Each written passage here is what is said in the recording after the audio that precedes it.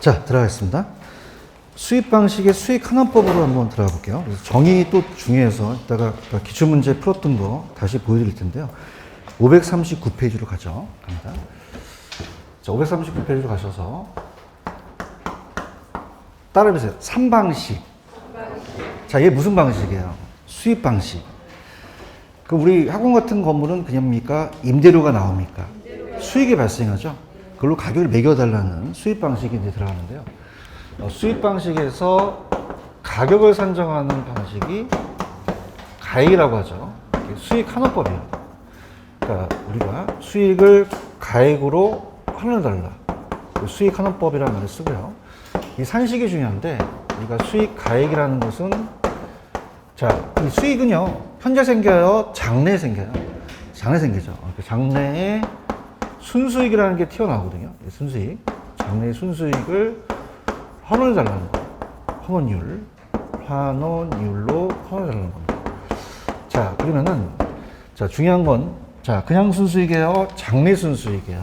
자, 그 다음에 그 안에 규칙 정의에 순수익이라는 거와 미래의 현금 흐름이라는 게 들어가는데요. 미래의 현금 흐름. 자, 이 순수익은 매년 소득이 똑같다는 얘기예요. 근데 매년 소득이 똑같습니까? 다를 수도 있습니까? 미래 현금 흐름은 다르다는 얘기거든요. 그래서 똑같은 걸로 한다는 것은 따라서 환원. 그 다음에 미래 현금 흐름 따라서 할인. 그래서 자, 이건 임대료예요, 가액이에요. 가액. 자, 펜 들어보세요. 자, 수익 환원법이란 그냥입니까? 장래가 들어가야 됩니까? 순수익과 미래의 현금 흐름이라는 단어가 나와 있나요? 그래서 뭐하거나 뭐하여, 환원하거나 할인해서 임대료예요, 가격이에요. 가격을 구한다. 찾으셨습니까? 그래서 우리가 마무리합니다. 이제 전페 우리가 한번 돌아가시면 저 아까 페이지가 몇 페이지였냐면 다시 한번 561페이지로 한번 가볼게요. 이제 마무리할 때가 됐습니다. 가시면 그 유명한 2번 문제 기억하시죠? 561페이지 2번 찾으셨습니까? 그러면 이제 마지막에 디귿에는 뭐가 들어갈지를 한번 생각해 보시는 거죠. 디귿에. 할인인가요? 요게 나왔었어요. 그죠? 근데 작년에는 따라서 미래의 현금 흐름. 그 글씨가 나와 있죠. 그것도 가르쳐서 나왔거든요. 그죠? 그래서 다시 한번 따라서 장래, 순수익, 미래의 현금 흐름, 뭐하거나 뭐하여, 환원하거나 할인해서 가액을 산정한다는 거죠. 체크하셨죠? 그래서 이 문제가 굉장히 중요한 문제입니다. 그래서 요즘 수준은요, 이렇게 정의를 물어볼 가능성이 굉장히 높아요. 아시겠죠? 그래서 각각 어떤 게 들어가는지 본다면 정답은 1번이라는 건 확인하시겠습니까? 이렇게 해서 정의 꼭 중요하다는 걸 말씀을 드리고 다시 한번 539페이지로 가죠. 가시게 되면은 자, 수입 방식이라는 건 그냥이 돼요. 수익이 나와줘야 돼요. 수익성이 있어야 되죠. 그래서 이제 어떤 게 수익성 부동산이면 맨 밑에 한번 가보세요. 맨 밑에 가시면 임대용 부동산과 기업용 부동산이라는 단어가 나와 있나요? 그래서 순수익 환원이 수익하는 방법이 3요소인데요. 넘겨볼게요. 그러면은 넘기셔서 540페이지로 가시면 540페이지 가서 순수익이라는 단어가 나와 있죠. 그럼 볼게요. 얘는 총수익에서 총비용을 빼는 거죠. 그건 의미가 없고요. 밑에 디귿하고 리을 임대용과 기업용이라는 단어가 나와 있나요? 찾았습니까? 그래서 우리가 총수입에서 총비용을 빼고요. 자, 이 순수익에 대한 것들은 어떤 아까 부동산이 있다 그랬죠? 불러보세요. 무슨 용 부동산과 무슨 용 부동산? 임대용 부동산과 기업용이라는 게 있죠. 이건 이제 이따가 제가 적는 건 이따가 해드릴 텐데요. 우리 학원 건물은 그냥 임대료가 나와요. 그럼 임대 수입에서 경비를 빼죠. 그래서 보통은 다 임대용 부동산이 거의 대부분이라는 거예요. 근데 기업용은 삼성 사옥이거든요. 삼성의 건물은 따라서 기업용 부동산. 그럼 삼성은 지가 임대 놓진 않죠. 근데 삼성이 그냥입니까? 매출액이 나옵니까? 비용을 빼서 순수익을 산정하는 건데 자, 생각해 보세요. 삼성이 매출액이 적어요? 굉장히 많아요. 그래서 기업용 부동산은 잘 안 합니다. 자, 따라서 임대용만 거의 한다. 우리 근처는 다 사옥입니까? 다 임대용 부동산입니까? 임대용 부동산을 많이 평가해요. 얘기 좀 해보세요. 기업용은 많이 하겠어요? 안 하겠어요? 안 하고 임대용을 많이 한다? 그냥 그렇게 머릿속에 두시면 돼요. 아시겠습니까? 그 다음 넘기시면 다른 것들에 대한 건 다 예전에 이제 경비 같은 거는 제가 투자론에서 했고요. 자, 일단 542페이지로 가시면 자, 거기에 순수익 산정 방법이라는 단어가 나와 있나요? 자, 그래서 따라보세요. 직접법, 간접법, 잔여법이라는 단어가 있죠. 요 세 가지는 나갈 겁니다. 배분법은 아직 보지 마세요. 잔여법이라는 건 우리가 예전에 수익 배분의 원칙과 연결돼 가지고 나가는데 순수익을 구하는 방법이에요. 순수익을 그래서 순수익의 산정 방법입니다.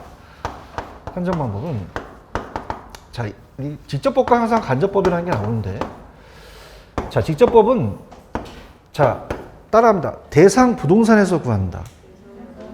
자, 그럼 대상에서 내가 구하는 거에서 직접 구할 수 있죠? 이거 직접법이에요. 직접법입니다. 그래서 대상 부동산에서 구하는 게 직접법인데 자, 내가 대상 부동산에서 구하기 어려우면 유사 부동산에서 가져올 수도 있죠. 따라서 간접법. 그럼 간접법은 내가 구한 거예요? 유사 부동산에서 가지고 온 거예요? 가져와서 순수익을 산정하는 거죠. 간접법이라는 단어 나와 있나요? 그럼 간접법은 대상에서 구했어요? 사례에서 가지고 왔어요? 지금 간접법 나와 있죠? 그럼 대상 부동산과 유사한 부동산이라는 단어가 나와 있나요? 그럼 내가 직접 구한 겁니까? 유사 부동산에서 가지고 온 겁니까?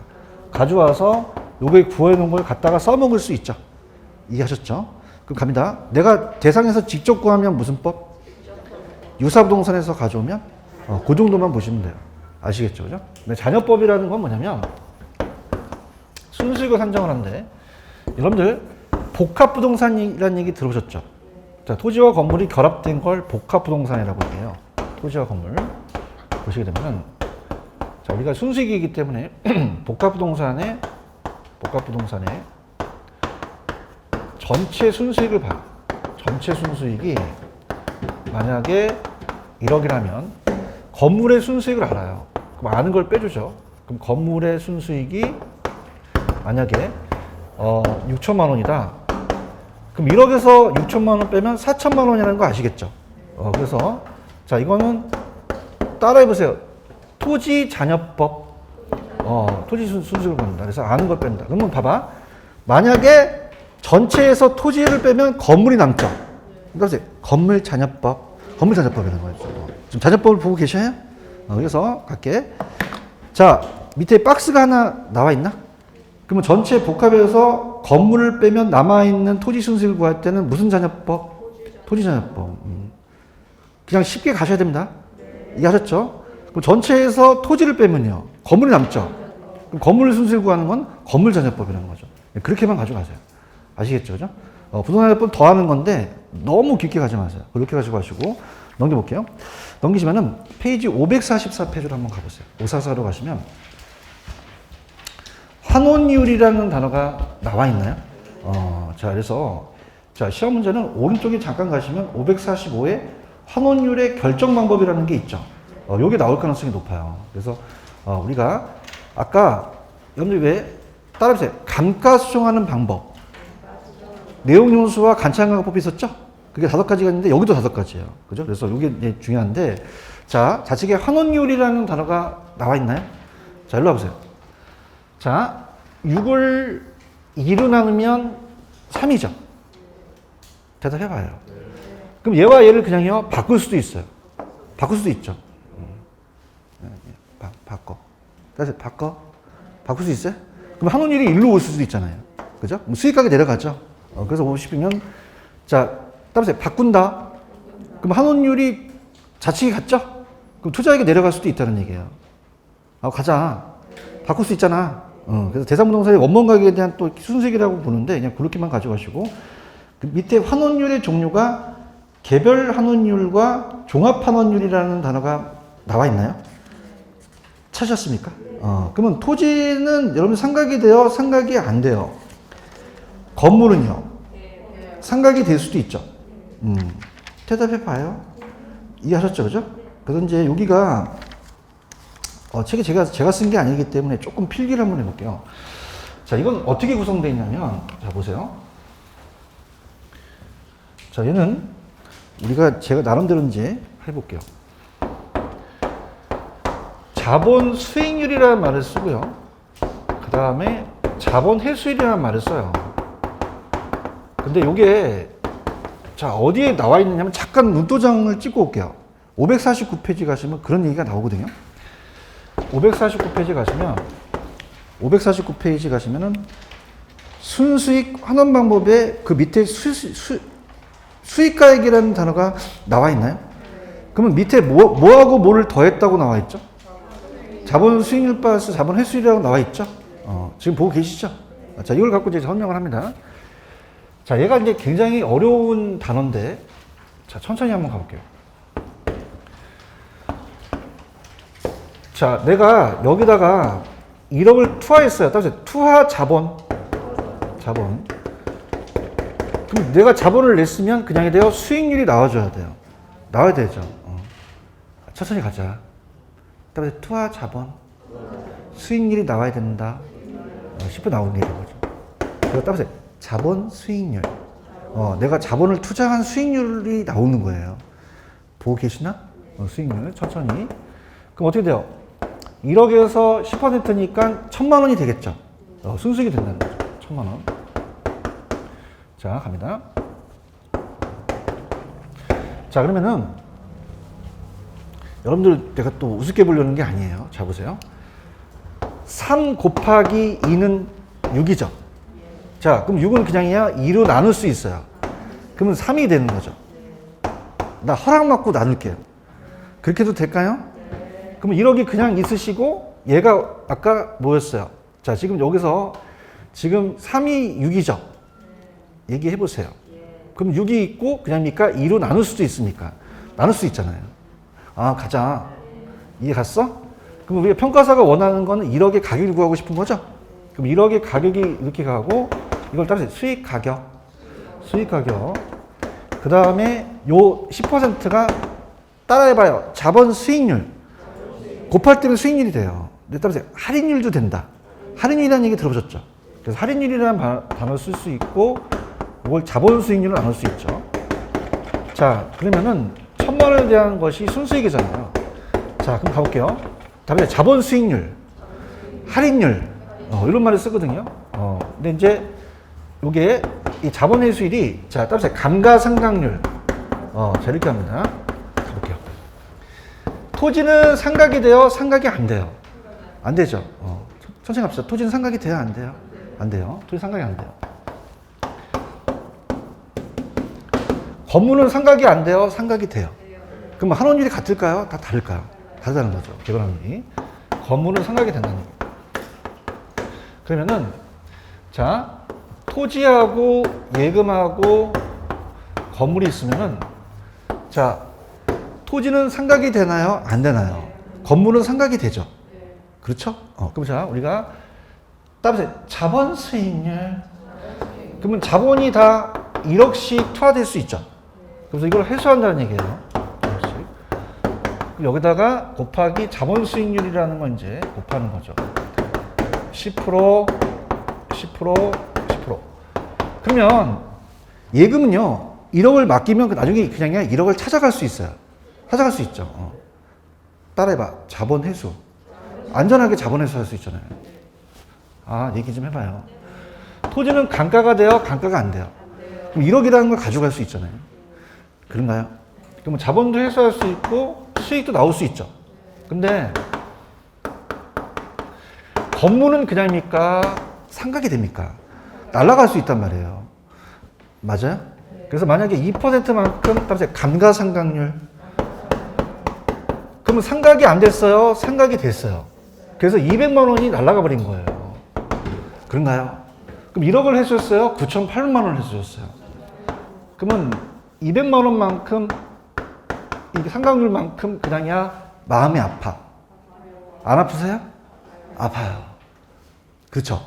그럼 따라서 자본을 회수해달라.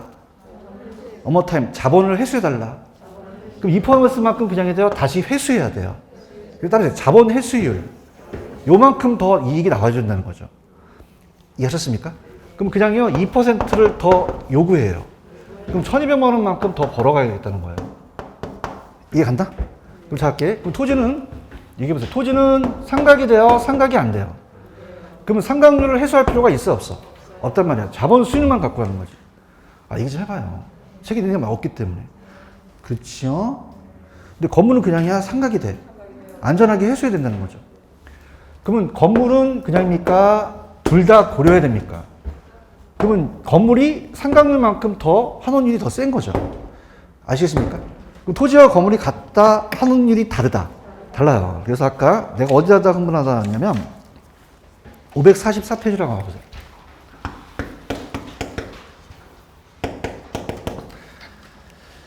따라해봐요. 개별 환원율. 그럼 토지와 건물이 환원율이 같아요? 달라요? 다르잖아요. 그렇죠? 그러면 자 밑에 따라해봐. 토지는 토지끼리, 건물은 건물끼리. 밑에 나와 있는 종합환원율이라는 식이 나와 있나요? 여기 계산 문제가 나온단 말이에요. 알겠나요? 자, 따라주세요. 토지는 토지끼리, 건물은 건물끼리. 자, 그래서 어떻게 돼요? 종합환원율이 다 다를 수 있죠? 이렇게 해서 이따 제가 문제를 한번 보여드려 볼 거예요. 아시겠죠? 이따 나오니까. 삼각전은 삼각하기 전이고 삼각은 삼각한 후니까 그렇게 보시면 되고 세공제 전, 세공제 후는 참고하시고요. 오른쪽 환원율의 결정 방법이 제가 중요하다고 얘기했죠. 별표를 3개 쳐보세요. 무슨 이유를 결정하는 방법이에요? 환원율. 찾으셨습니까? 자, 할게요.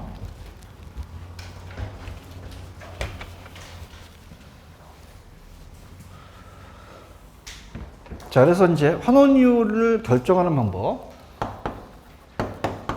환원율에 결정하는 방법입니다. 들어볼게요.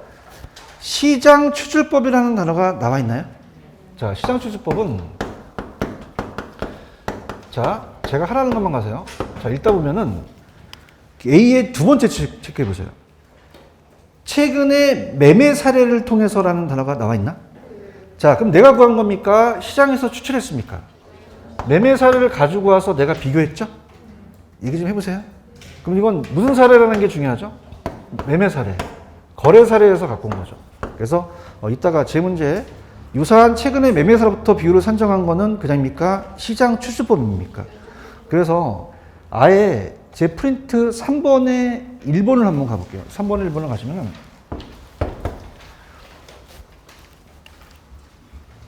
3번의 1번을 보고 계십니까? 자, 내가 읽어볼게.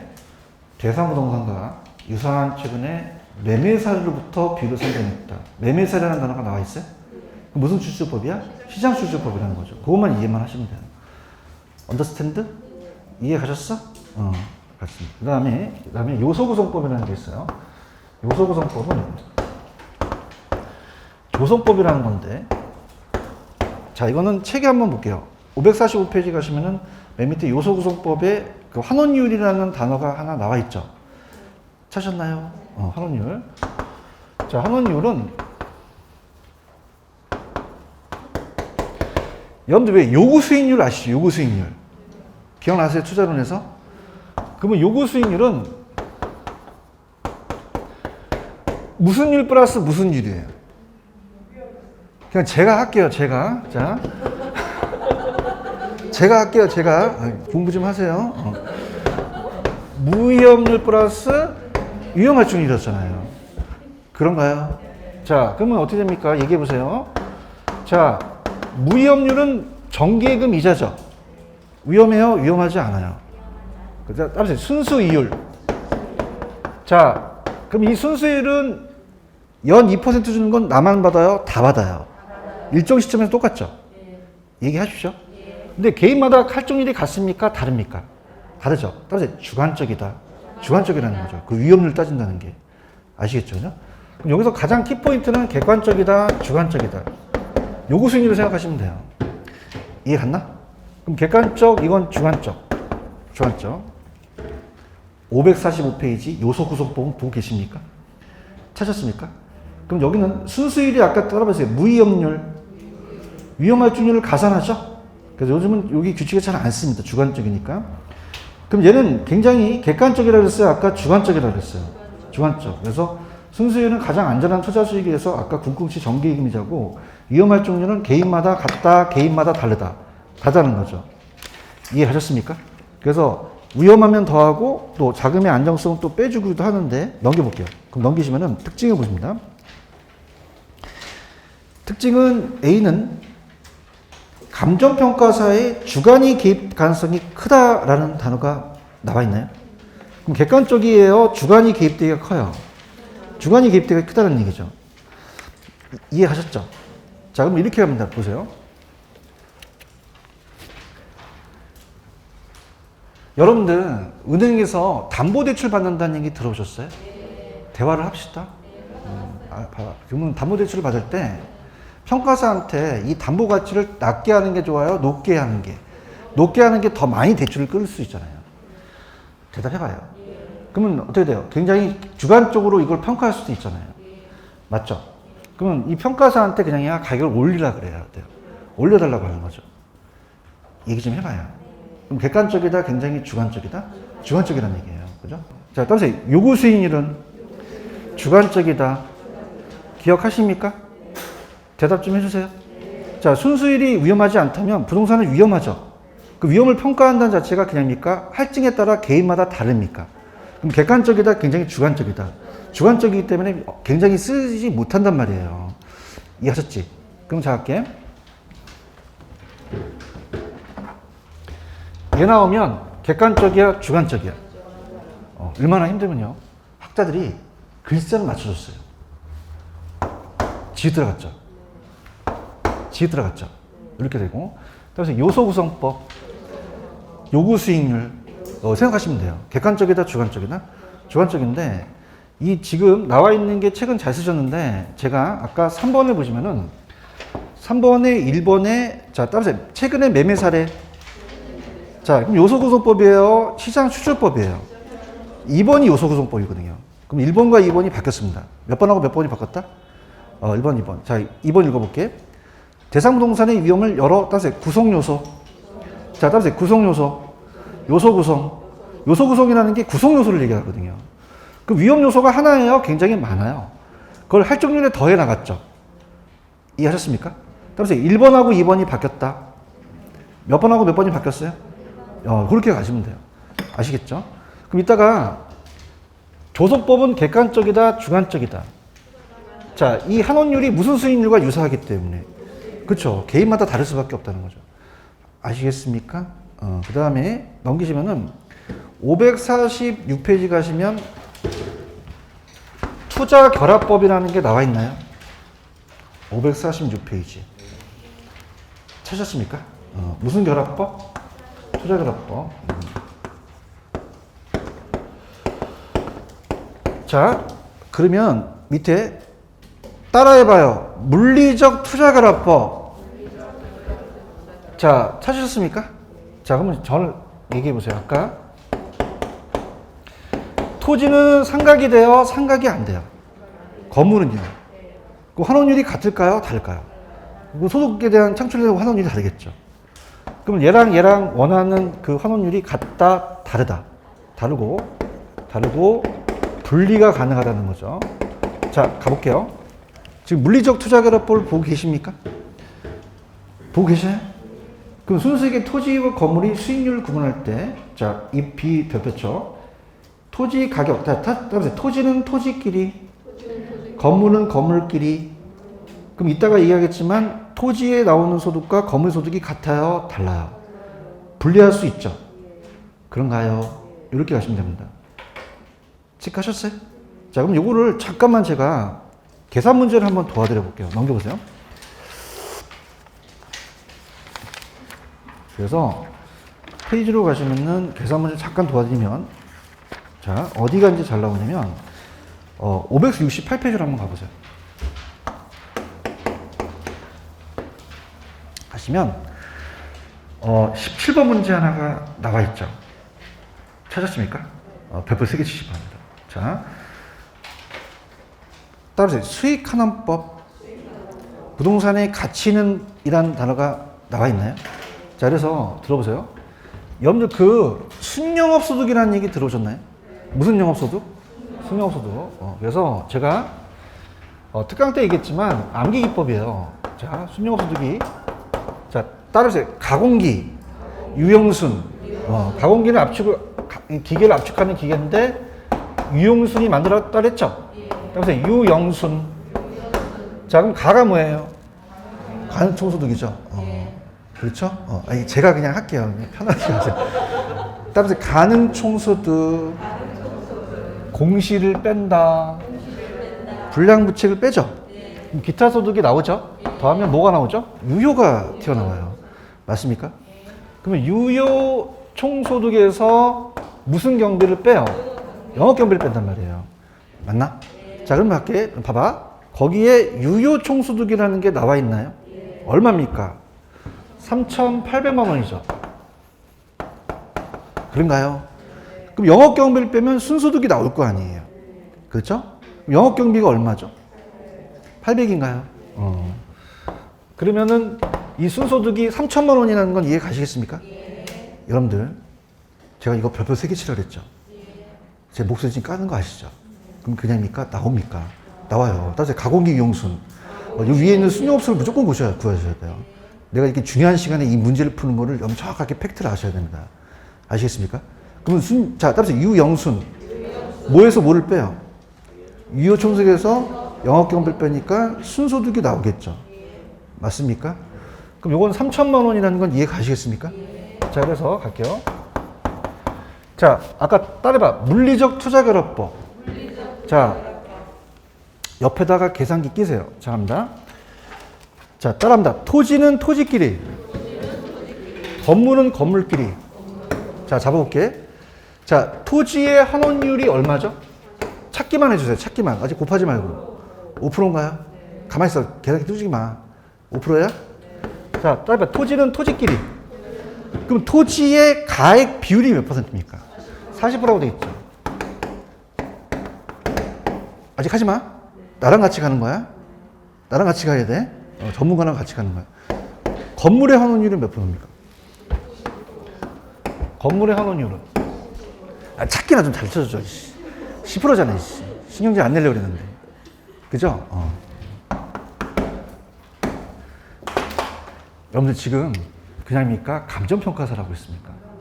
여러분이 감정평가사 따르셨어요? 공인중개사 따르셨어요? 신경질 나는 거죠, 지금. 그죠?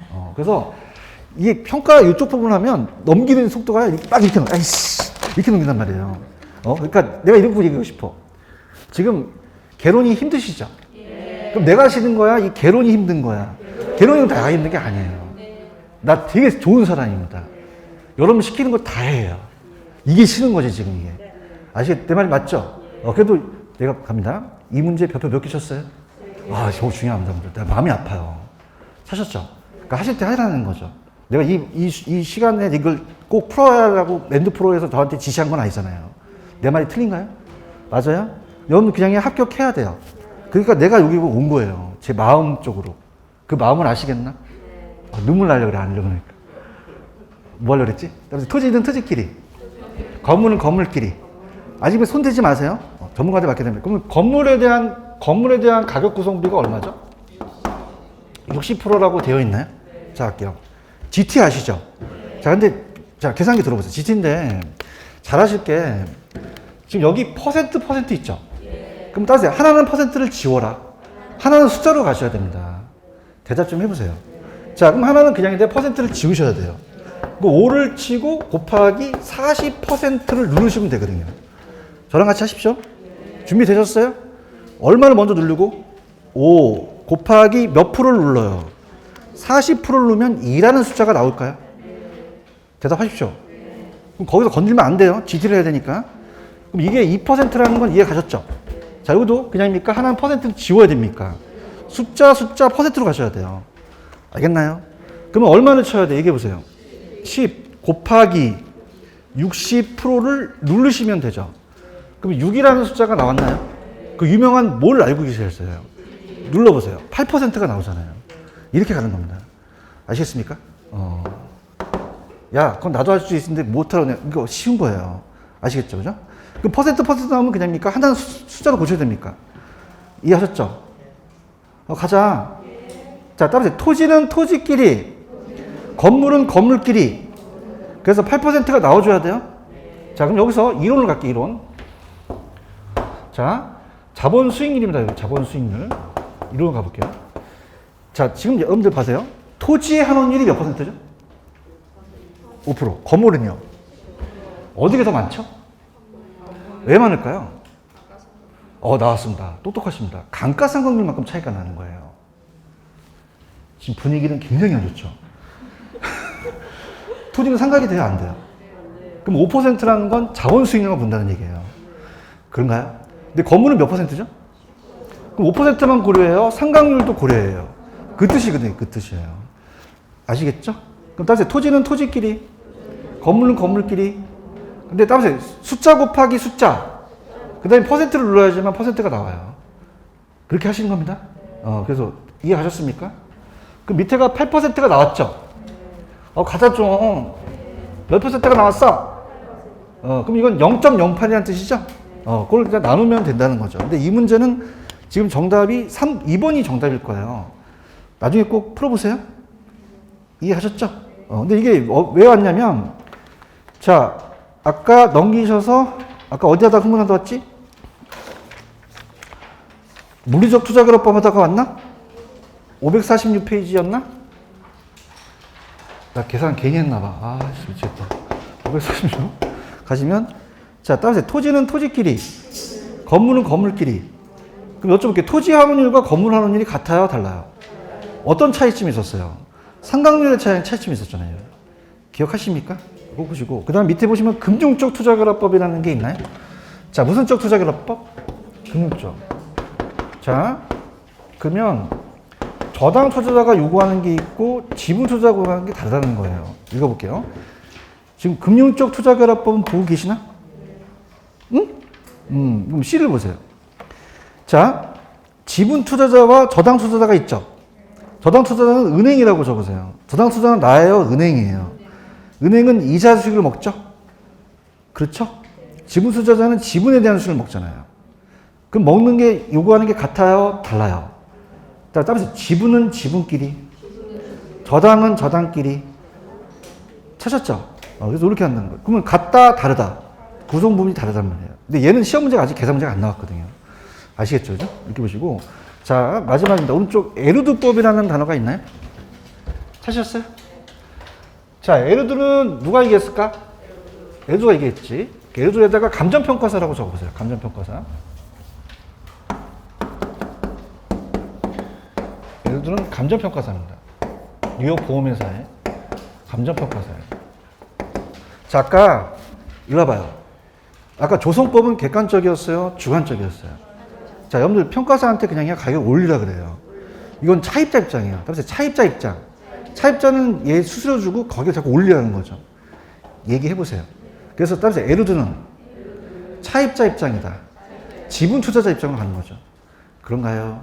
자, 그래서 얘는 우리가 저당 지분 환원법이라는 말을 쓰고요. 자, 미리 가겠지만 은행 입장이에요? 차입자 입장이에요? 차입자. 그래서 지분 투자자 입장인 거죠. 지분 투자자. 그럼 이제 들어보세요. 얘는 이제 감정평가 획을 걷는데 1959년과 그 전과 후가 완전히 다르다는 거죠. 전과 후. 자, 우리나라에 1992년에 가요계의 획을 그은 사람들이 누구와 아이들이에요? 그건 안 나오고. 자, 그만 획기적이 나는 거예요. 그러면 옛날에는 한 해 소득이 같다는 얘기입니다. 여러분들 소득이 같아요? 매기가 다를 수도 있어요. 다를 수도 있죠. 대화를 합시다. 다를 수도 있고요. 가격이 안 변해요? 변할 수도 있어요. 근데 옛날에는 가치 변화를 고려 안 했다는 거죠. 변화를 고려 안 하고 얘는 가치가 상승, 하락을 고려했다는 겁니다. 상승과 하락을 고려했다는 거죠. 지렛대 효과 배우셨죠? 그럼 돈을 빌리는 게 낫잖아요. 그죠? 옛날에는 저당에 대한 거를 고려 안 했단 말이에요. 자, 그럼 들어보세요. 만약에 1억인데 저당은 내 돈이에요? 타인 돈이에요? 타인 돈을 8천만 원 빌리고 내 돈이 지분이 2천만 원이라면 자, 따라합니다. 원금 상환분. 내가 갚을 수 있죠. 그 원금 상환분이라는 것은 그냥요. 원금을 상환했어요. 돈을 벌어서 상환했죠. 그럼 얘가 만약에 2천만 원이다 그러면은 자, 이게 없어지는 거예요? 나중에 지분으로 형성해요. 자, 따라서 지분 형성분. 형성분이죠. 그래서 얼마나 중요하길래 지분 형성 노미예요? 분이에요? 분. 그러면 저당이 그냥요. 지분으로 환생하셨죠. 그래서 저당 지분 환원법은 저당 가치와 지분 가치를 더하는 건데 그럼 여러분 생각해 보세요. 1억인데 1억짜리 돈을 8천만 원 빌렸어요. 8천만 원 빌리고 내 돈이 2천만 원이다 그러면은 자, 이게 없어지는 거예요? 나중에 지분으로 형성해요. 자, 따라서 지분 형성분. 그래서 얼마나 중요하길래 지분 형성 노미예요? 분이에요? 분. 그러면 저당이 그냥요. 지분으로 환생하셨죠. 그래서 저당 지분 환원법에는 저당 가치와 지분 가치를 더하는 건데 그럼 여러분 생각해 보세요. 한 해 소득이 똑같아요. 매기간 다를 수도 있어요. 가치 변화나 저당 고려 안 해야 돼요? 고려해야 돼요. 고려해야 되는 거죠. 근데 그전에는 고려 안 했다는 얘기예요. 들어보십시오. 만약 갑돌이가 있으면은 5억짜리 부동산 하는데 이 평가 에르도 전에는 이거 고려했다, 고려하지 않았다는 거죠. 그래서 타인돈을 안 빌렸어요. 그죠? 그럼 얘가 2억이다. 그러면 3억이다 그러면 자, 그냥 해야 돼요? 저당을 고려하는 게 나아요. 그럼 2억을 빌리는 게 낫잖아요. 대답 좀 해보세요. 왜냐하면 자, 그냥입니까? 항상 가치는 올라갑니까? 올라간다는 거죠. 이해했어? 그래서 얘가 집에 돈을 빌리지 말자가 가훈이어서 얘는 돈 빌렸어? 안 빌렸어? 그러면 지금 5억인데 얼마 모자라? 그냥야 허리를 졸라매서 5억을 벌려고 이제 한 거죠. 근데 5억이 이제 졸라맸더니 5억이다 7억으로 올랐다. 그럼 그냥야 또 졸라면 되는 거지. 재미도 없지. 그럼 얘는 그냥야 가치 변화를 고려 안 했어. 저당 고려 안 한 거죠. 고려 안 하는 게 낫나요? 하는 게 낫나요? 그러면 에르도는 한 해야 매 기간이야. 매 기간이고 가치 상승 하락 고려 안 했어? 고려했어. 저당도 고려했죠. 얘기 좀 해보세요. 근데 우리가 세전 현금 수지라는 얘기 들으셨죠? 그러면 세전은 아직 세금을 뺐어요? 세금을 빼지 않았어요. 그래서 우리가 세금 현금 수지를 갔기 때문에 자, 부채서비스세를 뺐기 때문에 저당은 고려 안 했다, 고려했다. 근데 세금은 고려했나요? 고려하지 않았나요? 알았죠? 가볼게요. 지금 에르두는 보고 있어요? 자, 에르두는 자, 할게. 펜 들어봐. 에르두는 B에 보시면 저당 투자자 입장이에요? 지분 투자자 입장이에요? 자, C에 갈게. 얘는 그냥이야 보유기간 동안에 세전으로 갔어? 세전으로 갔어? 세후로 가서 세전으로 갔죠? 대답 좀 해봐. 그 다음에 원금 상환이 되는 게 따라서 지분 형성분. 가치가 변동한 걸 생각했죠? 그런가요? 자, 그리고 그 박스는 보지 마세요. 박스 보지 마시고, 그럼 얘는 단점으로 한번 가보세요. 단점으로 가시면은, 넘겨볼게요. 넘기면은, 단점으로 가시면 세후로 나갔나요? 세전후로 나갔나요? 그럼 세금이 부동산 가치에 미치는 영향을 고려했다, 고려하지는 못했다. 못했죠? 얘기 좀 해봐요. 얘는 은행 입장이었어요? 차입자 입장이었어요? 차입자 입장이니까 지분 투자 입장 가니까 얘가 굉장히 주관적으로 개입될 가능성이 크다는 얘기예요. 그런가요? 그럼 밑에 부채감당법의 그 영어가 개털이에요? 개텔이에요? 은행 직원이라고 적으세요. 개텔은 누구다? 은행 직원. 그럼 얘는 평가사입니까? 은행 입장입니까? 그래서 부채를 감당하는 능력을 보는 거예요. 부채감당법. 이런 걸 보는 거죠. 자, 그럼 얘는 따라서 은행 입장이다. 따라해봐요. 저당 투자자 입장. 그럼 지분 투자로 보는 거예요? 저당 투자자 입장으로 보는 거예요? 저당 투자자 입장. 그래서 굉장히 우리가 저당 투자자 입장을 간다면, 자, 거기에 지금 파란 색깔 보고 있나? 찾으셨어? 그러면 부채감당법은 지분 투자자 입장이야? 저당 투자자 입장이야? 그럼 대출 비율이 좀 작으면 환원율 산정이 곤란할 수도 있죠? 좀 비판이 돼서 이제 가는 거예요. 객관적으로. 그럼 환원율을 산정하는 방법에 부채 감당률, 대부 비율, 저당 상수라는 단어가 나와 있나요? 자, 요거 이제 우리가 계산도 나올 수 있고 박스 칠 수도 있는데, 자, 볼게요. 자, 따라합니다. 저당 상수. 자, 우리가 원리금 산정할 때 은행이 저당 상수 이용하죠? 자, 따라서 부채 감당률. 부채를 감당하는 능력도 은행이 보는 거죠. 그 다음에, 자, 따라서 대부 비율. 자, 이게 다 은행 입장이에요. 그럼 이 시기 중요한 거거든요. 그래서, 자, 이 부채감당법은 차입자 입장이에요? 은행 입장이에요? 자, 그래서 부채가 있으면 돈을 받아야 되죠. 그래서 받기 위해서는 저 익숙한 7395 부대에 가서 받아요. 따라서 저 부대. 무슨 부대에서 받는다? 저 부대. 어머 타임. 저 부대. 저가 뭐예요? 부가. 자, 저 부대. 대부비율이라는 거죠. 체크하셨죠? 이렇게 해서 5가지가 있는데, 자, 일단 문제를 한번 풀어볼게요. 3번의 정답을 한번 찾아보세요. 1, 2번은 바뀌었다고 말씀드렸죠? 3번은 아까 토지는 상각이 됩니까? 안 됩니까? 건물은 상각이 되죠. 그럼 창출되는 소득이 같다, 다르다. 4번이 정답이에요. 금융 쪽은 조속법은 객관적이에요? 주관성이었어요? 왜? 지읒 들어갔잖아? 지금 보고 있나? 물리주택의 이론적 결정을 시정하기 위해서 아까 저당 투자가 은행이었죠. 은행은 됩니까? 이자를 먹습니까? 지분투자는 지분 수익률 먹죠. 같습니까? 다릅니까? 몇 번이 정답이에요. 자, 부채감당법 아까 개텔 기억나세요? 얘는 누구 입장이죠? 그러면 저당 투자자 입장으로 환원율을 산정한다는 거죠. 이해하셨죠? 이렇게 보시고요. 그 다음에 549페이지 가시면 중간에 참고학습에 따라해보세요. 직접법, 연구환원법. 자, 따라해보세요. 토지에만 적용된다. 자, 토지는 상각이 돼요? 상각이 안 돼요? 안 된다고 했잖아. 얘기해보세요. 그래서 2번에 가시면 이 직접법이라고도 하고 직접환원법은 따라서 영속성에 근거를 한다. 찾으셨습니까? 토지가, 직접법은 토지가 상각을 한다, 상각을 안 한다. 안 한다는 건 영속성과 관련이 된다는 거예요. 아시겠죠? 그 다음 밑에 나와 있는 거는 좀 하지 마세요. 지금 시험 문제가 자주 출제되는 부분은 아니니까 넘기셔서. 자, 여기만 하고 좀 쉬었다 가겠습니다. 554페이지로 한번 가보세요. 554. 가시면은.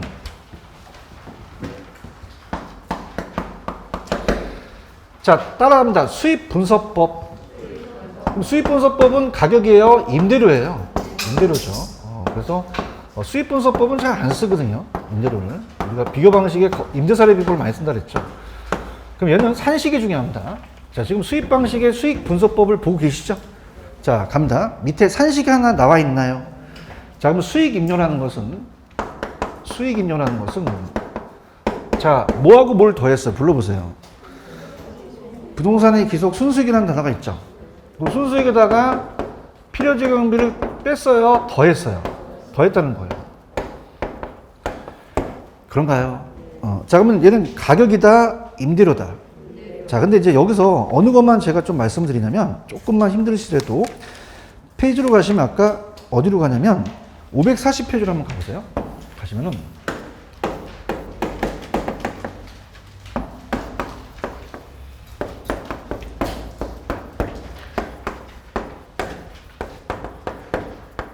자, 따라합니다. 임대형 부동산, 기업용 부동산이라는 단어가 산식이 나와 있나요? 그런가요? 근데 제가 보통 이 기업용 부동산을 많이 평가한다는 습니까? 임대용 부동산을 많이 평가한다는 습니까? 그럼 여기 순수익에 임대료가 들어가죠? 얘기해 보세요. 그럼 임대에서 임대료는 거는 순환원리 빠지니까 따라서 임대용 부동산을 안 한다. 따라서 기업용 부동산만 한다. 기업용은 임대료입니까? 매출액입니까? 매출액은 임대료가 아니잖아요. 얘기 좀 해보세요. 그러면 이 수익분석법은 따라서 기업용만 한다. 임대용 부동산은 안 한다는 얘기예요. 이해하셨습니까? 그럼 넘기셔서 페이지 554로 가시면 자, 갈게요. 수익분석법이라는 의 나와 있나요? 자, 여러분 눈높이로 갈게요. 수익 환원입니까? 수익 분석입니까? 여기는 환원이 들어가겠어요? 분석이 들어가겠어요? 그렇죠? 그래서 수익 환원법과 수익 분석법을 바꿔낼 가능성이 있거든요. 맞나요? 수익 분석법은 환원이 들어가야 된다, 분석이 들어가야 된다.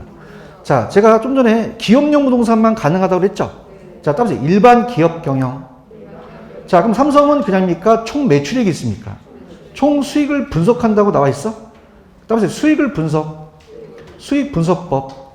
환원법이에요? 분석법이에요? 분석해서 순수익이 나오죠? 얘기해봐요. 거기다 경비를 빼줘요? 더해줘요? 더해서 수익익률을 산정하는 거죠. 그런가요? 자, 그럼 오른쪽에 적용 대상으로 한번 가볼게요. 4번에 적용 대상 가시면 수익 분석법은 어느 형 부동산에만 적용된다. 기업용에만 적용돼요. 임대용 부동산은 임료를 알고 임료를 구하는 건 순환 논리에 빠지거든요. 그렇죠? 근데 저 보세요. 자, 우리가 들어보세요. 삼성은 그냥입니까? 매출액이 많습니까? 그럼 임대료도 많이 낼 거 아니에요. 그럼 이건 타당성이 안 맞다는 거죠. 그래서 자, 우리나라는 임대사례 비교법으로 간다. 그래서 넘겨보세요. 넘기셔서 페이지 가시게 되면 558페이지로 한번 가죠.